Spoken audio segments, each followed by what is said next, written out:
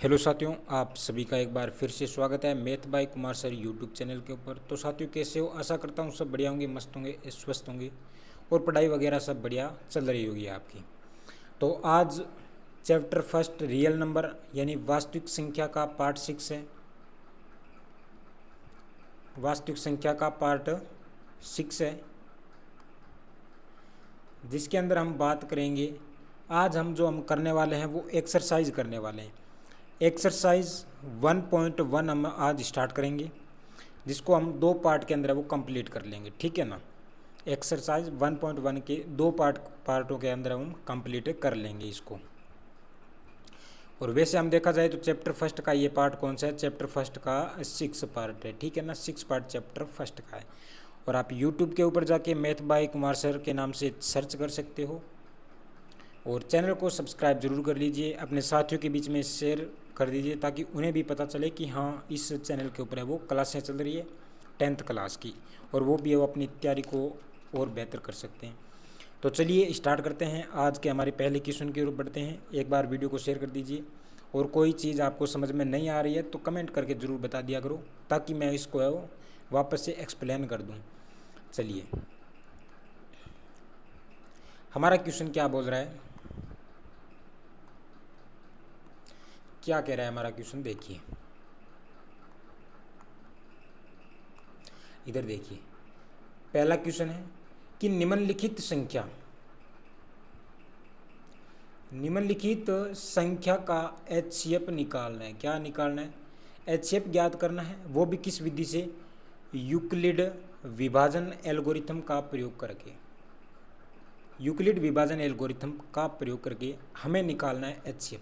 पहली हमारी संख्या दे रखी है 135 और 225, ठीक है ना। 135 और 225 का एचसीएफ है, हमें क्या करना है?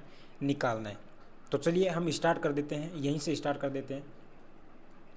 एचसीएफ निकालना है किसका? एचसीएफ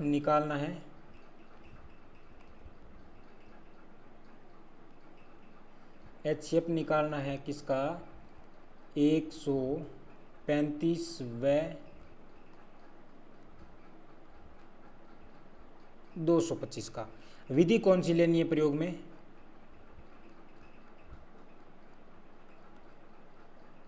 यूक्लिड विभाजन विधि, विभाजन एल्गोरिथम का प्रयोग करेंगे। यूक्लिड विभाजन एल्गोरिथम का प्रयोग करेंगे हम, ठीक है ना। यूक्लिड विभाजन प्रमेयिका से, प्रमेयिका या फिर एल्गोरिथम एक ही बात है। प्रमेयिका से क्या दे रखी है विधि हमारी? ए बराबर बी क्यू प्लस आर दे रखा है। और हम क्या कर रहे हैं? एचसीएफ निकाल रहे हैं, तो हमें क्या करना है? आर बराबर 0 लेना है, ठीक है ना। आर बराबर क्या लेना है? 0 लेना है। चलिए तो देख लेते हैं। बड़ी संख्या हमारी 225 है, तो हम 225 को क्या मानेंगे? ए मानेंगे। 225 को हम क्या मानेंगे? 225 को हम ए मानेंगे। और हमारी बी क्या हो जाएगी? बी हमारी 135 हो जाएगी। चलिए 225 के अंदर हम क्या करेंगे? 225 के अंदर भाग देंगे किसका? 135 का। 135 का 225 के अंदर अगर हमने भाग दिया तो एक बार जाएगा, क्योंकि 2 बार जाएगा तो ज़्यादा हो जाएगा, 270 हो जाएगा। 270 यहाँ पे हमें नहीं आवश्यकता है, तो 135 बार, यानी एक बार चला गया भाग। पीछे कितने बचे?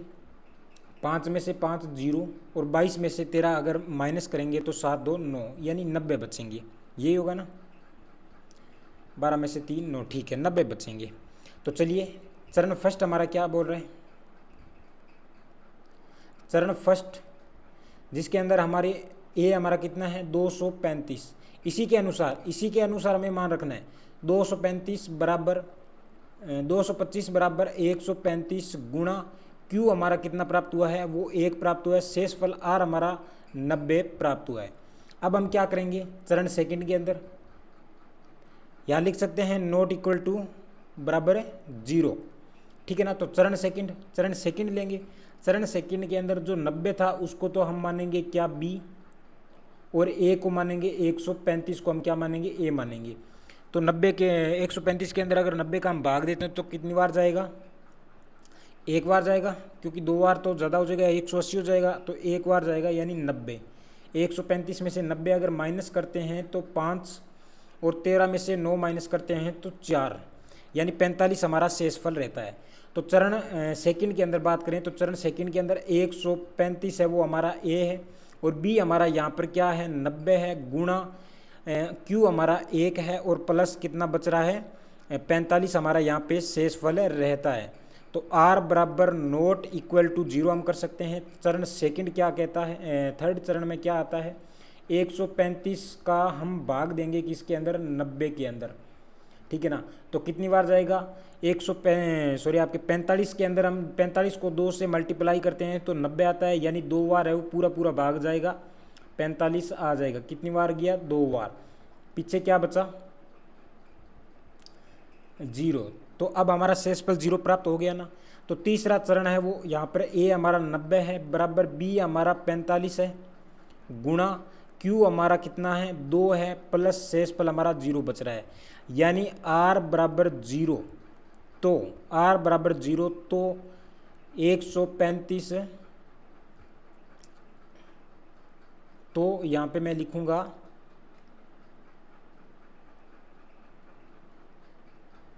135 व 200 का HCF क्या होगा हमारा, 200 का जो HCF होगा क्या होगा, वो B हो जाएगा, यानी B होगा ना, क्योंकि जहाँ पर हमारा 0 प्राप्त होता है तो उसका हम क्या लेंगे, B लेंगे। तो यहाँ पर हमारा 45 क्या है, B है, 45 B है, तो यहाँ इसका HCF क्या हो जाएगा, 45 हो जाएगा, ठीक है ना। 45 हमारा फाइनल HCF हो जाएगा 135 और 225 के अंदर, ये ध्यान रख लेना आप, ठीक है। चलिए आगे, इसमें किसी को कोई दिक्कत नहीं है। चलिए आगे अगर हम बात करते हैं, आगे हम लेंगे 267 का 225, 267 और 225 का हम एलसीएम क्या करेंगे, ज्ञात करेंगे। सॉरी यहाँ पे हाँ सही है, 867 है, ठीक है ना, 867 और 25 का एलसीएम ज्ञात करेंगे। चलिए आगे नेक्स्ट स्लाइड में करते हैं। ये कितना दे रखा है, 867 और 225 का। सेकंड हमारा क्वेश्चन क्या है, 867 और 225 का HCF निकालेंगे।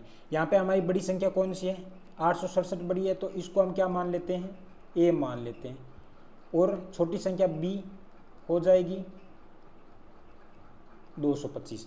चलिए 867 के अंदर अगर हम भाग देते हैं किसका, 225 का, तो कितनी बार जाएगा, 225, 400 और 625 या 75,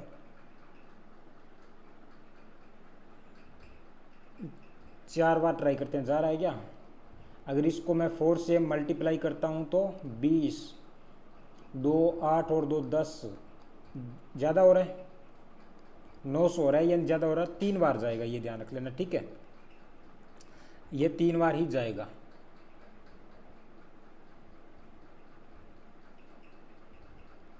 चलिए देखो 3 बार जाएगा कैसे, 5 तिया 15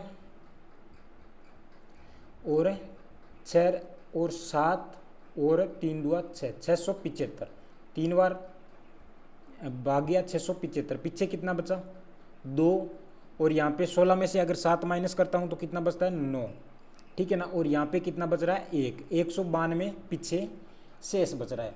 तो चलिए वही बात है, चरण फर्स्ट के अंदर अगर हम बात करें, प्रमेय का मैं नहीं लिख रहा हूँ, चरण फर्स्ट क्या बोल रहा है, चरण फर्स्ट के अंदर है वो A हमारा कितना है 867 है, बराबर B हमारा कितना है 225 हमारा B है, गुणा Q हमें प्राप्त होता है 3, प्लस हमें जो R रिमाइंडर प्राप्त होता है वो 192 प्राप्त होता है, ठीक है ना। फिर आगे हम प्रक्रिया अपनाते हैं, अपनी नेक्स्ट प्रक्रिया अपनाते हैं, क्या है कि 192 को अब हम क्या बनाएंगे 192 को अब हम B बना लेंगे, और जो हमारा 225 है इसको हम क्या करेंगे, 225 को हम A मान लेंगे, ठीक है ना। तो कितनी बार जा रहा है, एक बार जाएगा, दो बार तो 292 ज़्यादा हो जाएगा, ज़्यादा हो जाएगा तो एक बार ही जाएगा, ठीक है ना। 192, 225 में से 192 अगर माइनस करते हैं तो कितना बच रहा है पीछे, 3 बच रहा है, और यहाँ पे 19 और 3 यानी 33 माइनस बच रहा है पीछे, ठीक है ना। 33 माइनस बच रहा है। तो सेकंड चरण यहाँ पे लिख देते हैं आर नॉट इक्वल टू 0। तो सेकंड चरण क्या बोल रहे हैं, 225 बराबर 192 गुणा 1 प्लस 33। इसका कहने का मतलब क्या है कि 192 को अगर 1 से मल्टीप्लाई करके प्लस अगर हम 33 करते हैं तो हमें 225 ही प्राप्त होंगे, ठीक है। फिर आगे हम तीसरा चरण अपनाते हैं उसी प्रकार से। चलिए आगे फिर हम 33 का भाग देते हैं 192 के अंदर। ये समझ में आ गया ना, यहाँ से इतना समझ में आ गया कि भागे से हम किस प्रकार दे रहे हैं। तो अब हम क्या मान लेते हैं, जो हमारा पहले भाजक था उसको हम अब भाज्य मान लेंगे, और जो हमारा शेष फल प्राप्त हुआ था उसको हमें भाजक मान लेंगे। 33 का 192 के अंदर हम भाग देते हैं अगर, तो कितनी बार जाएगा, 3 तिया 9 और 3 तिया 9। तो यहाँ पे मैं देखता हूँ 1 तिरी 3, 2 तिरी 6, 3 तिया 9, 4 तिरी 12, 5 तिया 15, 6 तिरी 18।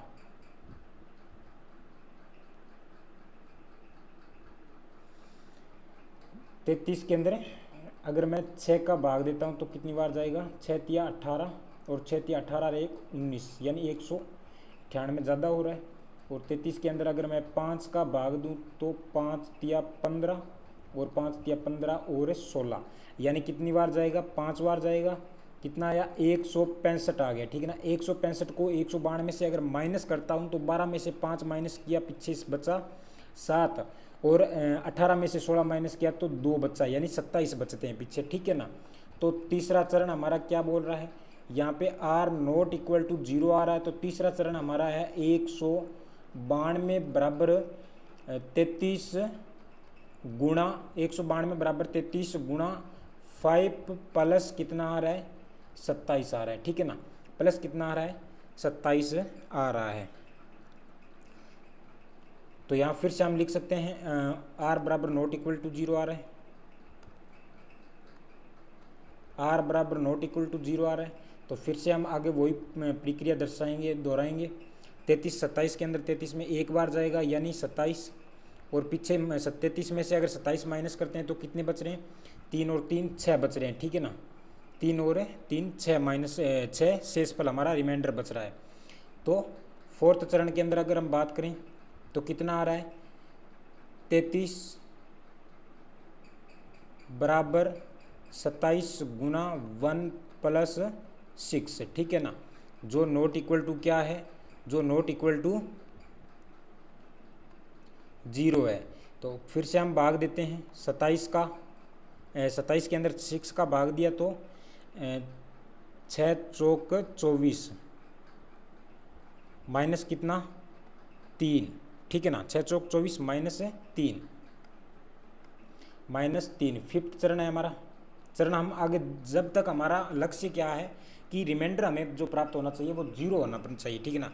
और जब तक 0 हमें रिमाइंडर प्राप्त नहीं होता तब तक हमें वो ये प्रक्रिया करते जाएंगे आगे। जैसे फिफ्थ चरण है, पाँचवें चरण के अंदर क्या आ रहा है, 27 बराबर 6 गुणा जो हमारा क्यू प्राप्त होता है भागफल 4 प्लस रिमाइंडर हमें 3 प्राप्त होता है, ठीक है ना।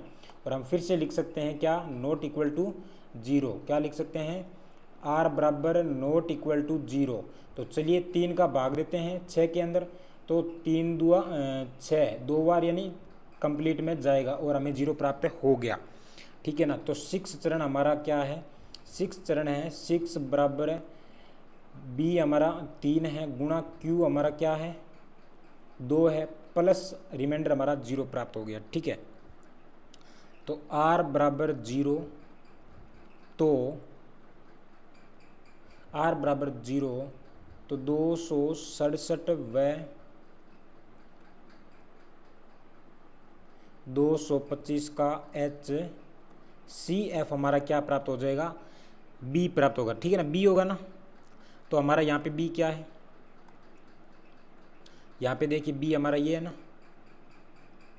3b है, तो इनका जो एच शेप क्या हो जाएगा 3 है, वो इनका एच शेप हो जाएगा 267 और 867 व 225 का HCF है वो 3 प्राप्त हो जाएगा। इतनी जो रामकालीन कहानी है वो समझ में आ गई। कुछ नहीं है साथियों, बस आपको भाग देना, भाग की प्रक्रिया करते जाना है और आपको क्या करना है, चरण है वो अलग अलग बनाते जाना है, ठीक है ना, बस यही करना है। यहाँ पे आपको ध्यान यही रखना है कि जैसे हमने शुरुआत में क्या किया, शुरुआत में हमने क्या किया कि 225 है, 225 का हमने बड़ी संख्या 867 से भाग दिया। जो हमारा शेषफल आया उसको हम क्या मानेंगे, उसको हम b मान लेंगे, बाद में क्या मान लेंगे, b मान लेंगे। और जो हमारा पहले b था उसको हम a मान लेंगे। बस इतना ही ध्यान रखना है। यहाँ पे जैसे हमें हमारा जो शेषफल 33 आया तो इसको हमने b मान लिया, शेषफल 27 आया तो इसको हमने b मान लिया, शेषफल 6 आया तो इसको हमने क्या मान लिया, b मान लिया। बस इसी प्रकार से आपको ये थोड़ा ध्यान में रख लेना। बाकी आप स्टेप बाय स्टेप कर सकते हो, मतलब बिल्कुल आसान है, कुछ नहीं है, ऐसा कुछ नहीं है। आपको एक स्टेप बाय स्टेप आप लेकर चलोगे इसको तो आसानी से हो जाएगा, ठीक है ना। और फिर भी अगर कुछ समझ में नहीं आ रहा तो मेरे को कमेंट बॉक्स में ज़रूर बता देना, ताकि मैं क्या है और भी इसको एक्सप्लेन कर दूँ अच्छी तरीके से। और मुझे नहीं लगता कि आपको ये समझ में नहीं आया होगा, ठीक है। चलिए आगे अगर हम देखते हैं,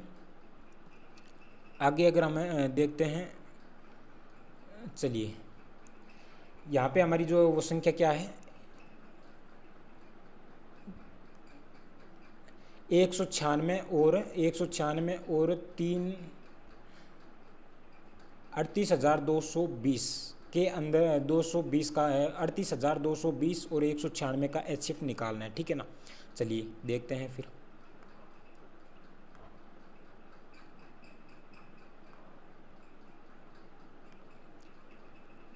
चलिए यहाँ पे हमें थर्ड है ना, 196 और 38,220 का HCF निकालना है। सबसे बड़ी संख्या हमारी कौन सी b मानेंगे ना, सॉरी b हम सबसे छोटी संख्या मानेंगे 196 और a हम मानेंगे बड़ी वाली संख्या को, 38,220 को हम a मान लेंगे। उसी प्रकार से भाग देते हैं। 38,220 में अगर हम भाग देते हैं 196 का तो कितनी बार जाएगा, 196 1 बार जाएगा। यहाँ पे 196 आया, 196 को अगर मैं 382 से माइनस करता हूँ तो कितना पीछे बच रहा है, 6। और यहाँ पे 7, 17 में से 9 माइनस किया तो कितना बचा, 7 2 9 यानी 8। और यहाँ पे 186 बचा, और 186 नहीं जा रहा है पूरा, तो यहाँ पे 2 मैंने उतार दिया, ऊपर से ले लिया 2, 1862। तो 1862 में अगर मैं बात करूँ तो कितनी बार जाएगा, आपके 196 को अगर मैं 8 से मल्टीप्लाई करता हूँ या फिर 9 से मल्टीप्लाई करता हूँ तो 9 संग 54 आ रहा है, और 8 नीम 72 और 5 कितना हो रहा है, आपके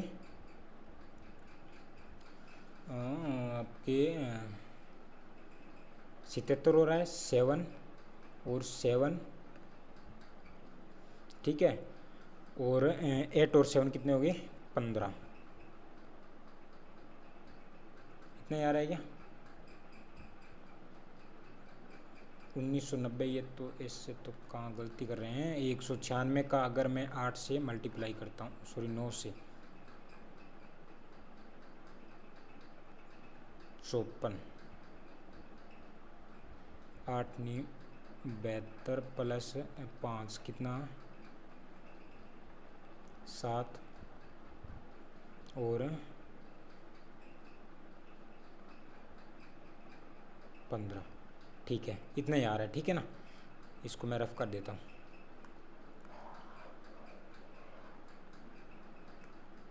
चलिए कितना आ रहा है आपके, कितना था,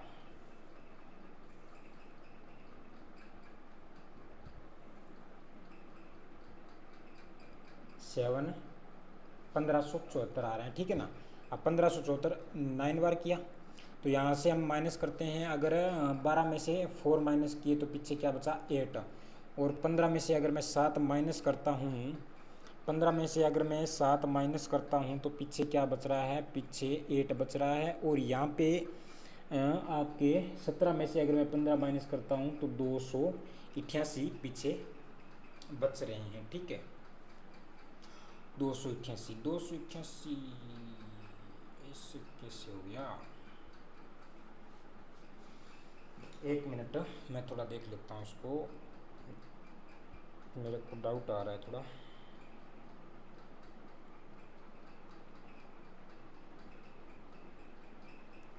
एक 196 को मल्टीप्लाई 9 से 1764 आ रहा है। 196 को अगर 9 से मल्टीप्लाई तो हाँ 8 से नहीं करना है, 9 से करना है, 1764 आ रहे हैं, ये ध्यान रख लेना। यहाँ पे मैंने बोला था ना गलती हो रही है। चलिए हम एक बार देख लेते हैं।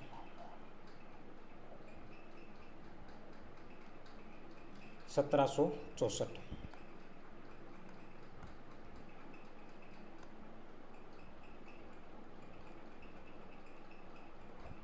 अगर इसको मैं माइनस करता हूँ तो 12 में से अगर 4 माइनस करता हूँ पीछे 8 बचते हैं, और यहाँ पे 15 में से 6 अगर मैं माइनस करता हूँ तो पीछे 9 बचेंगे, और 98 बचते हैं, और 0 यहाँ से मैंने ले लिया। ठीक है, तो 196 को अगर मैं अब किससे भाग दूँ जिससे क्या प्राप्त हो, 980 प्राप्त होते हैं। तो अगर मैं 196 को 5 से मल्टीप्लाई करता हूँ तो क्या प्राप्त होता है, 6 पंजे 30 और 9 पंजे 45, 45 3 क्या हो गए 48 हो गए, और 4 5 और 4 9, यानी पूरा पूरा जा रहा है, कोई दिक्कत वाली तो बात ही नहीं है। 195 में, ठीक है, 980 आ रहा है, शेषफल हमारा 0 बच रहा है। तो ये तो हमारा फर्स्ट चरण के अंदर ही समाप्त हो गया। ठीक है ना, फर्स्ट चरण के अंदर ही समाप्त हो गया। 38,220 ए हमारा था, बी हमारा था 196 गुणा 195 हमारा क्यू आया, और प्लस हमें रिमाइंडर 0 प्राप्त हुआ। ठीक है, तो r बराबर 0, r बराबर 0, तो क्या लिखेंगे, r बराबर 0, तो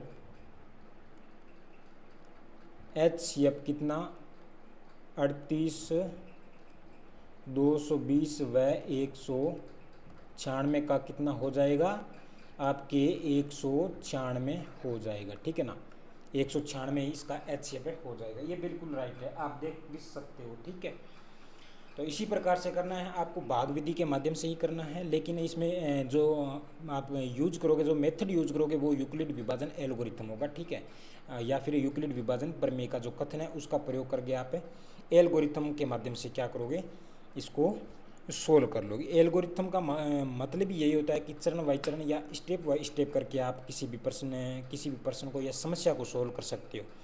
ठीक है ना, तो चलिए आगे देखते हैं। अब हमारा अगला क्वेश्चन है, क्या दे रखा है, देखो अगला क्वेश्चन क्या बोल रखा है, बोल रहा है अगला क्वेश्चन है कि किसी परेड में, ठीक है ना, यहाँ पे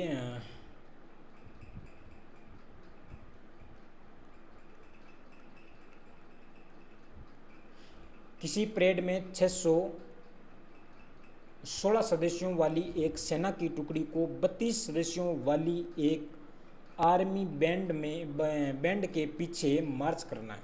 ये बोल रहा है कोई 216 सदस्यों वाली एक सेना की टुकड़ी है। ठीक है ना, आर्मी के जो सैनिक होते हैं उनकी 216 सदस्यों की एक टुकड़ी है।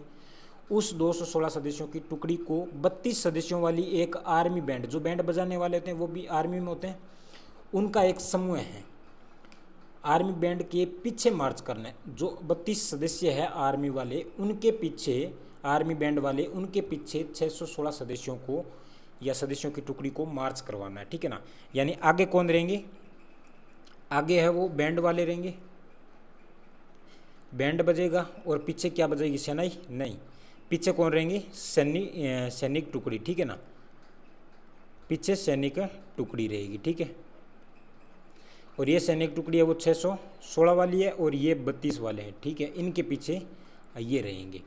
इतना समझ में आ गया ना। तो दोनों समूह को समान संख्या वाले स्तंभों में मार्च कराना है। दो समूह बनाएंगे इनका, और दोनों समूह के अंदर समान संख्या सैनिक होंगे, और उनको मार्च करवाना है। उन स्तंभों की अधिकतम संख्या क्या होगी जिसमें वह मार्च कर सकते हैं। यानी दो कोई स्तंभ बनाए जाएंगे, दो लाइन बनाई जाएगी जिसके अंदर अधिकतम सेनाओं की या सैनिकों की संख्या कितनी हो सकती है, ये बात पूछ रहा है। तो उसके लिए हम क्या करेंगे, एच शेप निकालेंगे। एच शेप के माध्यम से हमें पता चल जाएगा कि एक स्तंभ के अंदर है वो अधिकतम कितने सैनिक आ सकते हैं। ठीक है, चलिए लेते हैं एच शेप और करते हैं अपने क्वेश्चन को सोल्व। चलिए इधर देखिए, एच शेप लेना है किसका, 616 और 32 का क्या लेना है, एच शेप लेना है। 32 का एच शेप लेना है। वही विधि यूक्लिड विभाजन प्रमेय से,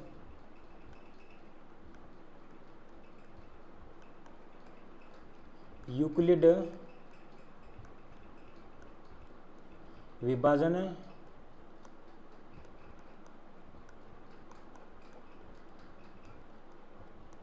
प्रमेय से। ठीक है, यूक्लिड विभाजन प्रमेय का हमारी क्या बोल रही है, ए बराबर बी क्यू प्लस आर दे रखा है, आर बराबर 0, ये हमें देखना है। ठीक है ना, तो चलिए वही विधि कि ए हमारा क्या हो जाएगा, जो सबसे बड़ी संख्या है 616, बी हमारी हो जाएगी 32। 616 के अंदर हमें क्या करना है, भाग देना है किसका, 32 का। कितनी बार जाएगा, 32 दुआ 64, यानी एक बार गया 32। पीछे अगर 61 में से 32 माइनस करते हैं तो कितने बचते हैं, 11 में से अगर मैं 2 माइनस करूं तो पीछे 9 बचे, और इधर 5 में से 3 माइनस किए तो 2 बचे। ठीक है ना, 29, और इधर 6 उतार लिया ऊपर से। ठीक है, तो यहाँ पे 4 3 12 और 8 3 24, 9 27। इधर देखिए, अगर मैं 32 को 9 से मल्टीप्लाई करता हूँ तो 9 दुआ 18 और 9 27 और 29, 298 आ रहा है। हमें चाहिए 296, यानी पक्का पक्का कितनी बार जाएगा, 8 बार जाएगा। कितना, 8 दुआ 16 और 8 तिया 24 और 1 25, यानी 256 आएंगे। पक्का क्या आएंगे, 256 आएंगे, ये ध्यान रख लेना। 256 आएंगे तो शेषफल कितना बचेगा हमारा, जो पीछे शेषफल बच जाएगा वो 0 और 9 में से 40 बचेगा। तो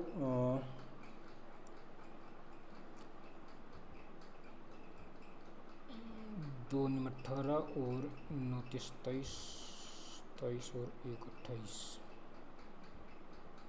सॉरी यहाँ पे 88 आएगा, थोड़ा देखो, यही तो बोल रहा हूँ, करेक्शन हो जाती है, गलती हो जाती है, इंसान से होती है गलती, तो कोई ना।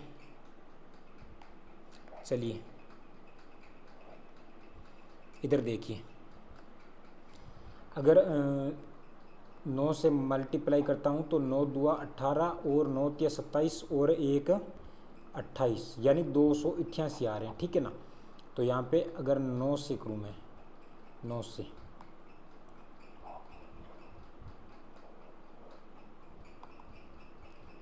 एक और 9 से तो 288 आ रहे। 288 को 296 से अगर माइनस करते हैं तो 16 में से 8 अगर माइनस करते हैं तो पीछे 8 बचते हैं। ठीक है, 8 हमारा शेषफल बच गया।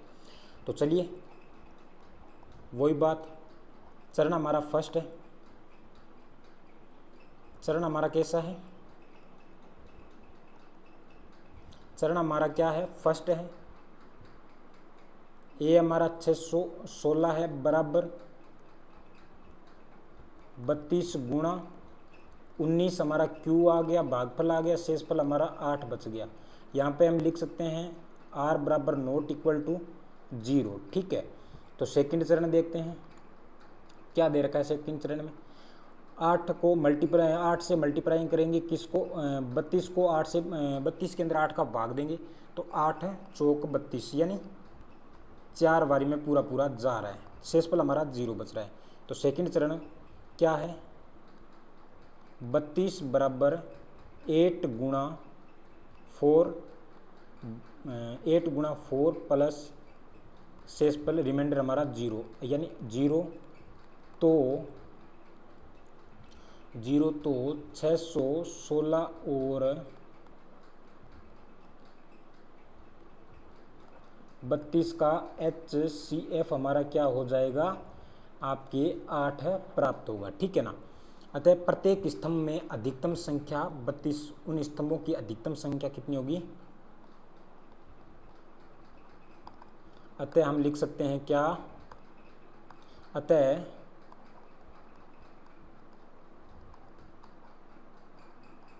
स्तंभों की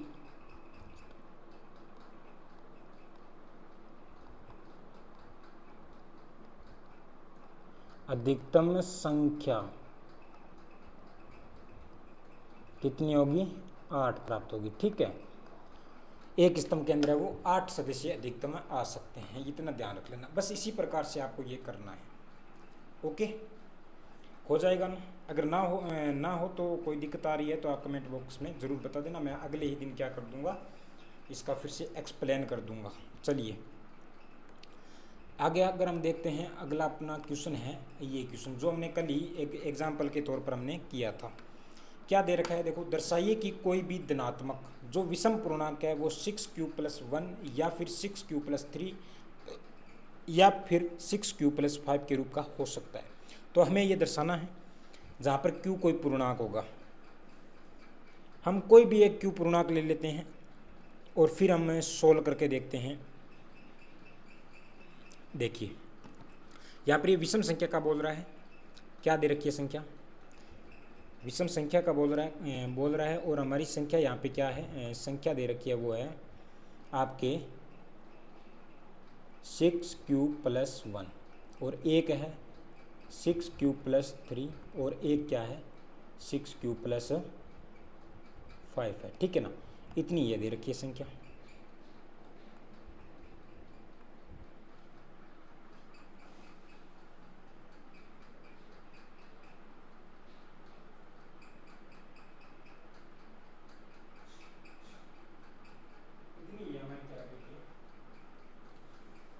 चलिए इतनी हमारी दे रखी है संख्या।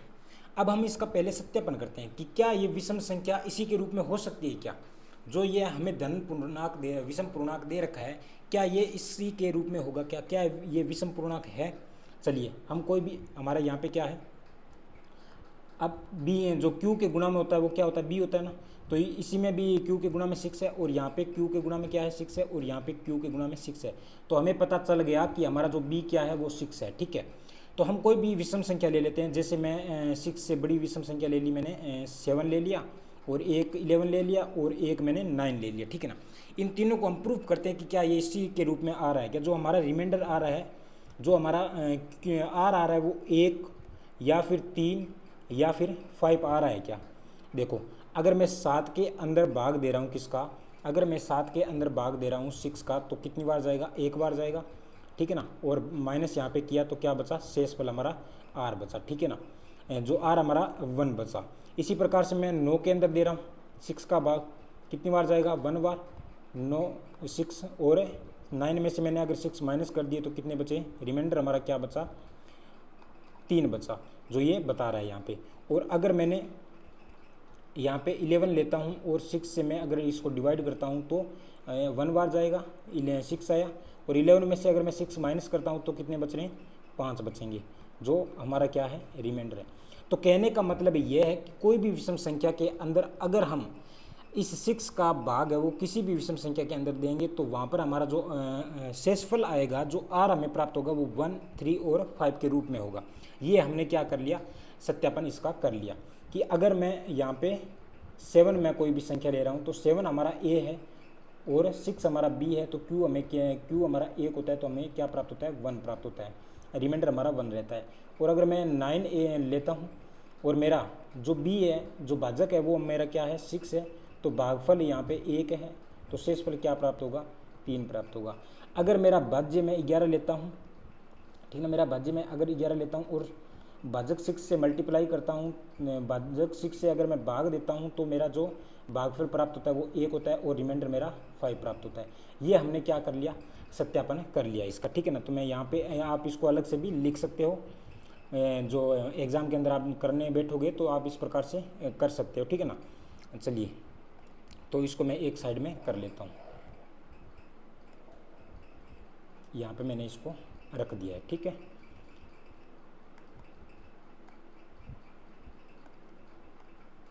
सत्यापन क्या किया हमने, सत्यापन किया।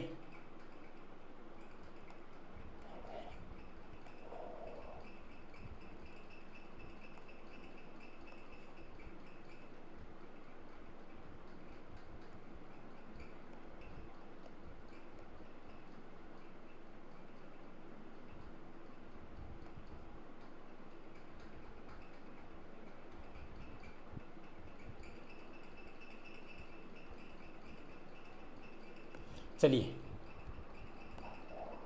इसको मैं रफ कर देता हूँ। हमने ये क्या किए, जांच की है, ठीक है ना। तो आइए अब हम इस क्वेश्चन को सोल्व करते हैं। पहले मैंने बता दिया कि इसका तरीका क्या है करने का, पहले भी मैंने बताया, और आज मैं फिर आपको यहाँ पे बता देता हूँ कि इसका तरीका करने का क्या है। सबसे पहले हमारा हल रहता है, सबसे पहले हमारा क्या रहता है, हल रहेगा। यहाँ पे हल क्या है, हल, ठीक है ना। तो माना लिखेंगे क्या, माना वही लाइन आपके क्या की हुई, रटी हुई लाइन। माना ए कोई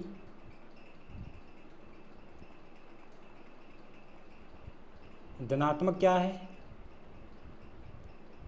धनात्मक विषम पूर्णांक है,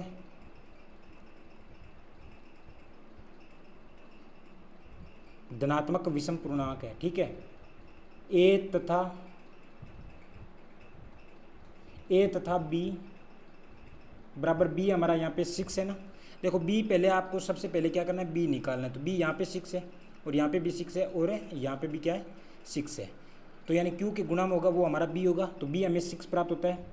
6 में यूक्लिड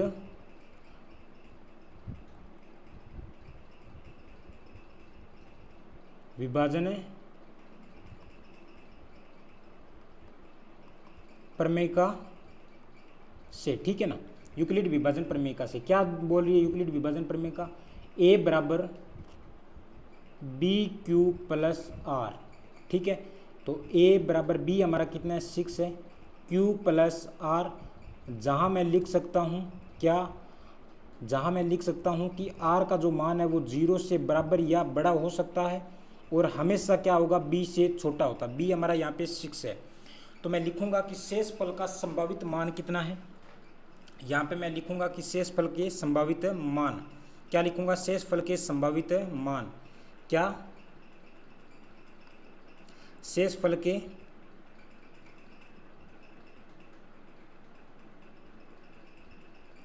शेषफल आर के संभावित मान कितने होंगे, 0 शामिल है, 1 हो सकता है, 2 हो सकता है, 3 होगा, 4 होगा और 5 होगा। लेकिन यहाँ पे 6 नहीं होता, क्योंकि 6 के अगर यहाँ पे नीचे बराबर दिया होता तो 6 के हम बराबर मान सकते थे, 6 को भी साथ में लेते, लेकिन यहाँ पे ऐसा कुछ नहीं दे रखा है। तो हम क्या करेंगे, इसको हमें नहीं लेंगे, ठीक है ना। यहाँ पे क्या है, आर है। तो ये संभावित मान हो सकते हैं। अतः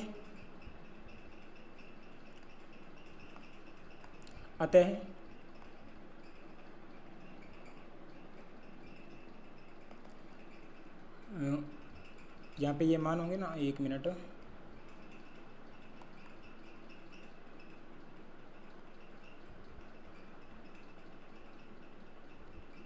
संभावित मान ए बराबर 6 क्यू प्लस आर में रखने पर कल मैंने जो करवाया था वो केस के माध्यम से करवाया था। तो यहाँ पे संख्या ज़्यादा है तो हमें सीधा भी लिख सकते हैं इसको, ठीक है ना। और केस बनाकर आप करो तो भी कुछ दिक्कत नहीं है और सीधा भी कर सकते हो, रखने पर। तो चलिए रखते हैं। अतः ए बराबर 6Q, अगर मैंने ये 0 है वो इसके अंदर रखा, आर की जगह रखा तो क्या प्राप्त हुआ, 6Q प्राप्त हुआ। या मैं कह सकता हूँ अगर मैं यहाँ 1 रखता हूँ आर की जगह तो क्या प्राप्त होगा, 6Q + 1, 6Q + 1। या अगर मैं 2 रखता हूँ तो क्या प्राप्त होता है, 6Q + 2, 6Q + 2। या 3 रखता हूँ तो 6Q + 3 प्राप्त होता है। या क्या प्राप्त होता है, 6Q + 4 प्राप्त होता है। और या प्राप्त होता है 6Q + 5 प्राप्त होता है, ये प्राप्त होता है, ठीक है ना। चूंकि हम कह सकते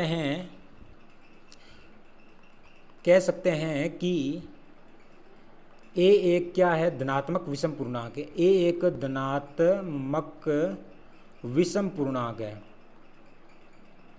विषम पूर्णांक है। ए एक धनात्मक विषम पूर्णांक है तो ए का मान कौन कौन सा नहीं हो सकता। देखिए यहाँ पे 6Q है तो 6Q को अगर मैं 2 से डिवाइड करता हूँ तो ये जा रहा है, बिल्कुल भाग जा रहा है, यानी सम संख्या है ये।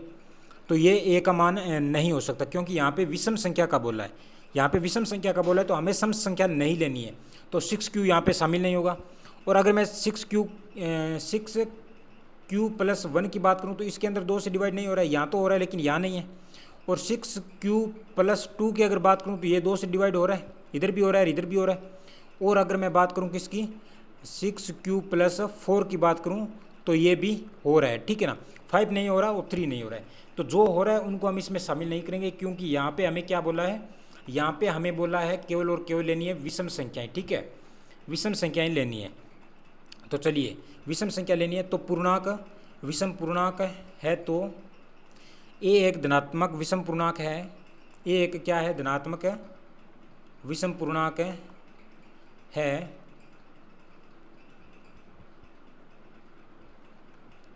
तो 6Q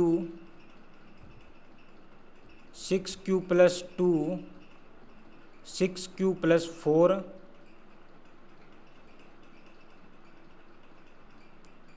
एक धनात्मक विषम पूर्णांक है तो 6Q + 2, 6Q + 4 ए का मान नहीं होगा, मान नहीं होगा,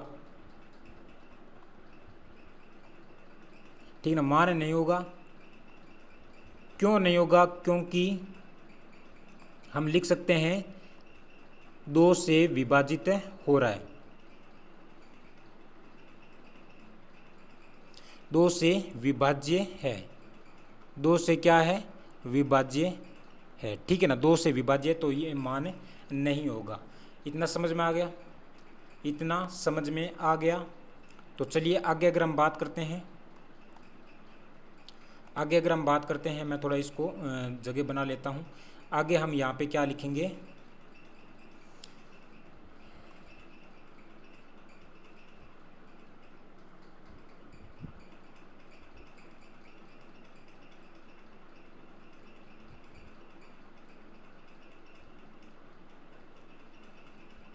चलिए आगे हम लिख सकते हैं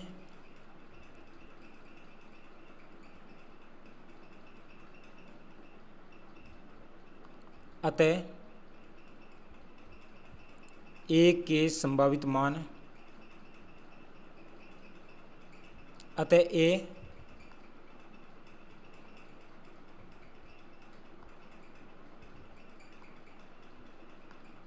किस किस का रूप का हो सकता है, अतः ए 6Q + 1 या 6Q + 3 या 6Q + 5 के रूप का हो सकता है, रूप का हो सकता है।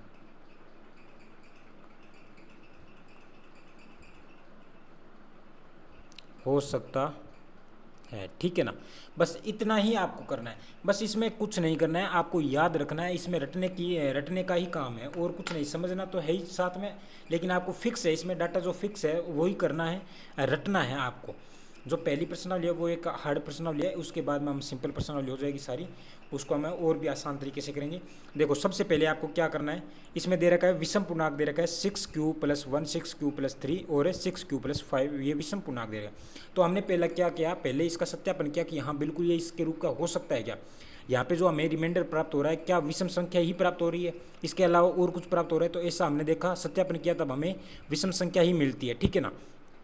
तो हम शुरू कहाँ से करते हैं, तो इसकी शुरुआत है वो इसकी हमें माना ए कोई धनात्मक विषम पूर्णांक है, ये फिक्स है लाइन। ए तथा बी 6 में यूक्लिड विभाजन परिमेय से, ये फिक्स है इतनी।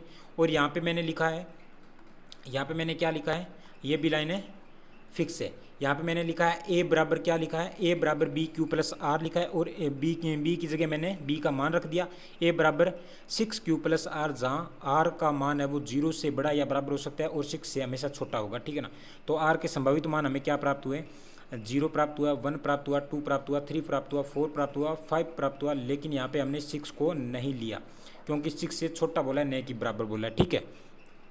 तो ये ए बराबर 6Q+R में रखने पर हम अलग अलग केस बना के भी रख सकते हैं और सिंगल भी रख सकते हैं, क्योंकि अलग अलग केस बनाएंगे तो काफ़ी केस बन जाएंगे, बड़ा हो जाएगा, लंबा लेंदी हो जाएगा, काफ़ी लंबा हो जाएगा, ठीक है ना। तो इसलिए हमने क्या किया, साथ में लिख दिया।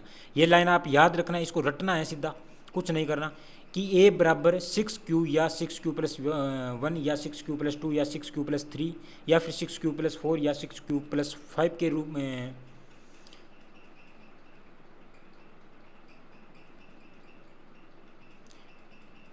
5 है, ठीक है ना, 5 है। चूंकि ए एक धनात्मक विषम पूर्णांक है तो 6Q 6Q+2 6Q+4 ए का मान नहीं हो सकता, क्योंकि ये 2 से विभाज्य है। हमने देखा ये सभी 2 से विभाज्य है। अतः ए का जो संभावित मान हो सकता है वो क्या हो सकता है, अतः ए बराबर क्या हो सकता है, अतः ए बराबर 6Q+1 या 6Q+3 या फिर 6Q+5 के रूप का हो सकता है, ठीक है ना।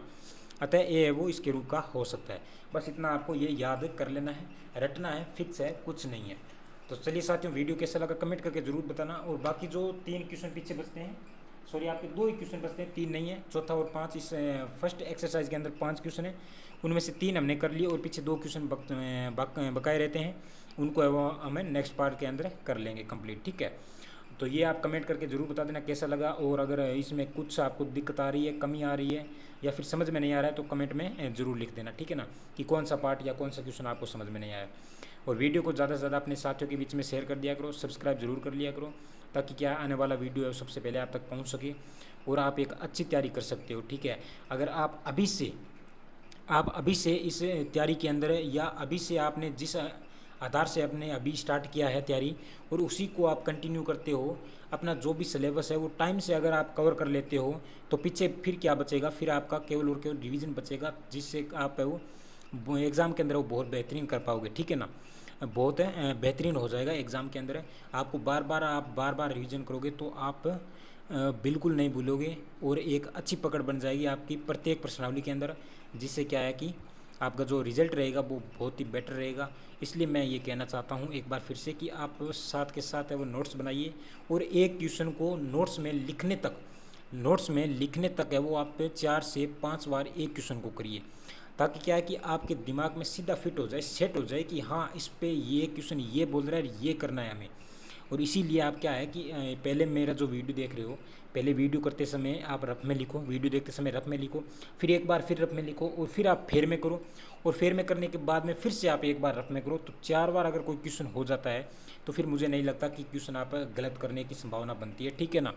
तो इसी प्रकार से मैं यही कहना चाहूँगा कि आप मेरे साथ मेहनत कीजिए, अभी से आप मेहनत कीजिए। ऐसे नहीं होता, क्या बच्चे क्या करते हैं कि जब एग्ज़ाम टाइम पास होता है तब है वो अपना सारा समय लगा देते हैं, सारी मेहनत लगा देते हैं, सारा जोर लगा देते हैं, लेकिन फिर क्या होता है, वो कहने की बात है कि चिड़िया चुग गई खेत, तो फिर पछताने से क्या फ़ायदा, ठीक है। तो इसलिए अभी से आप मेहनत में कर लीजिए साथ के साथ है, जिससे वो आपकी जो बेस तैयार हो जाएगा और एक जो सिलेबस है वो आपका 3 से 4 बार आप कर सकते हो, ठीक है। तो चलिए मिलते हैं नेक्स्ट वीडियो के अंदर, तब तक बाय बाय, टेक केयर, जय हिंद, जय भारत, हंसते रहिए, मुस्कुराते रहिए।